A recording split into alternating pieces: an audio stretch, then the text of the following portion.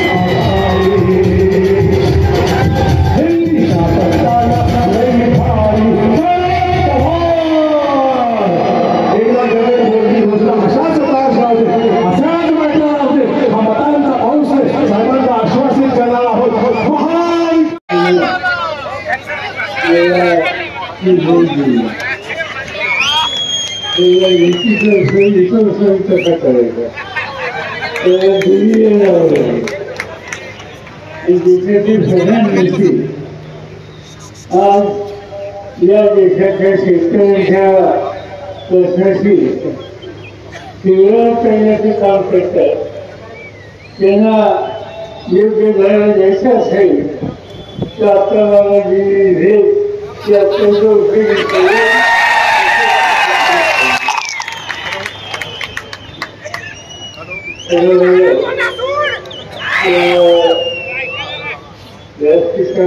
नंतर आमचे सहकारी संजय सिंह यांचं भाषण ऐकल्यानंतर सभा पुढे चालण्याची काही आवश्यकता नाही असं मला वाटतं।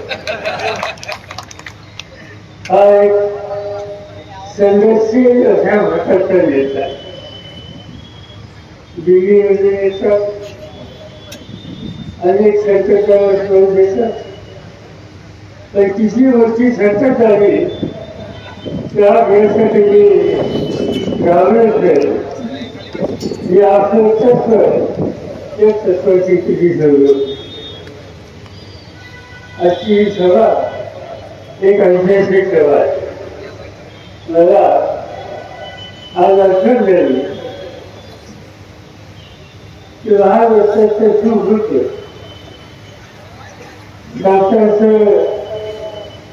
कर्तृत्व ज्यांनी सर्व देशाच्या बाहेर दाखवलं ते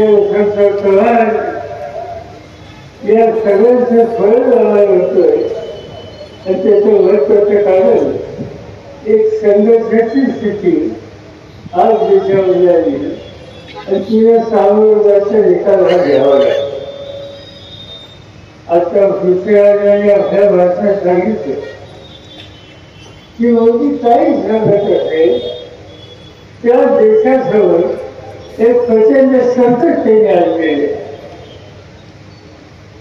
की 4,000 किलोमीटर या देशाची जमीन ती चालत घेतली।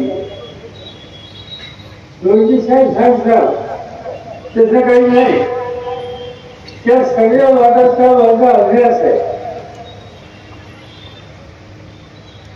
नरसिंहरावच्या मंत्रिमंडळामध्ये देशाच्या संरक्षण खात्याची जबाबदारी माझ्यावर होती आणि त्यावेळेला सगळं हिमालय आणि त्याच्या आजूबाजूला जी 3 सीमा आहे त्या सीमेमध्ये प्रत्यक्ष जाऊन त्याची काळजी केली आणि उद्या धोका कुठला होणार आहे याचाही अभ्यास संजयच्या सगळ्यांनी अनेक लोकांनी केलेले होता आणि त्यावेळेला काळजी घेतली। पण मोदी साहेबांच्या कारखान्यामध्ये त्या प्रश्नाला त्यांनी महत्त्व दिलं नाही। त्याचा परिणाम आज हजारो किलोमीटर या देशाची जमीन आज चुली चालत घेतली। त्यावेळी हे करतात ते करतात लगेच गोष्टी खोट्या असतात। त्याचा उल्लेख या ठिकाणी आम्ही केला. मध्यंतरी काश्मीरच्या भागात एक चॅलेंज तयार केलं, आवश्यक त्या चॅलेंजचं उद्घाटन झालं जी वारकाईमध्ये सतत केली झालं त्या सर्व उद्घाटनाच्या कार्यक्रमाला एकच गोष्ट ती म्हणजे नरेंद्र मोदी. त्या सगळ्यांमध्ये ते स्वतः चालू ठेवते.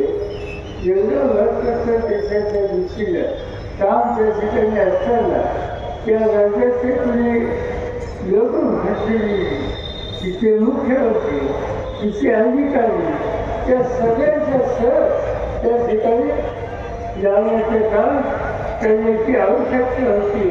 पण मोदींचे वैशिष्ट्य काय असेल नसेल ते फक्त वीज त्यांनी काय आश्वासन दिल्याची चर्चा नाही.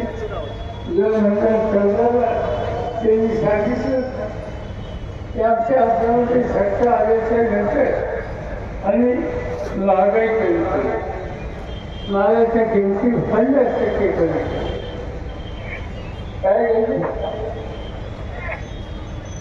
हा शब्द त्यांनी फारच आज आपण बघतोय की हे आश्वासन त्यांनी पाळलं.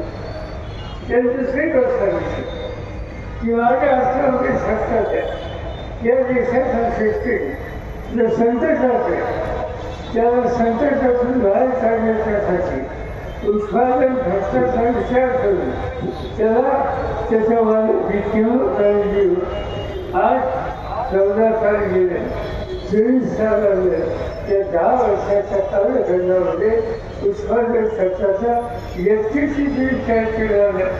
आज उत्पादन खर्च वाढला, वीज महाग झाले, खर्च औषधं महाग झाली, मजुरी महाग झाली, सर्व शेती अर्थव्यवस्था आज संकटावर दिसली. शेतीवाल्याची किंमत वाढली.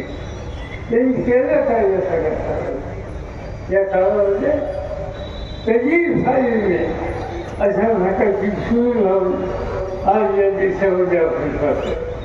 मोदीचं धोरण त्याला पसंत नाही अशी भूमिका तुम्ही घेतली की त्याला लगेच करून राहतो.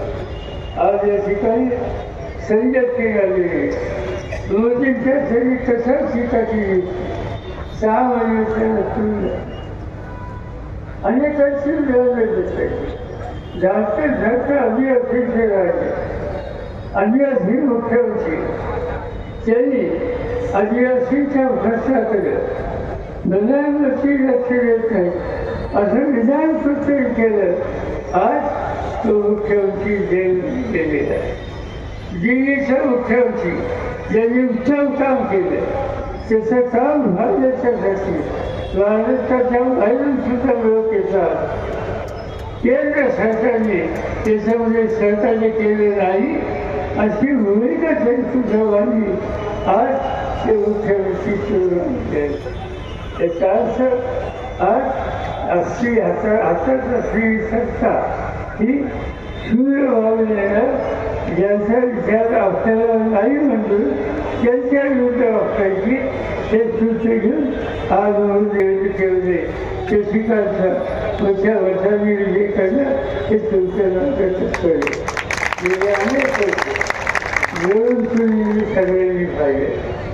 हा ग्रस्त सामान्य माणसाच्या हिताची दखल करणं कष्टकऱ्याच्या भ्रष्टाचाराचे घालणं तुझ्याशी सर्ग न करणारा गावची विचार मनात न येऊ देणार आणि अखंड भारत जे संसार सगळ्यांनी आदेश सगळ्यांच्या ठेवण्याचा देशामध्ये करण्याचं काम या संसारांच्या करा ही विनंती करतो. माझी गुंतवणूक करतो.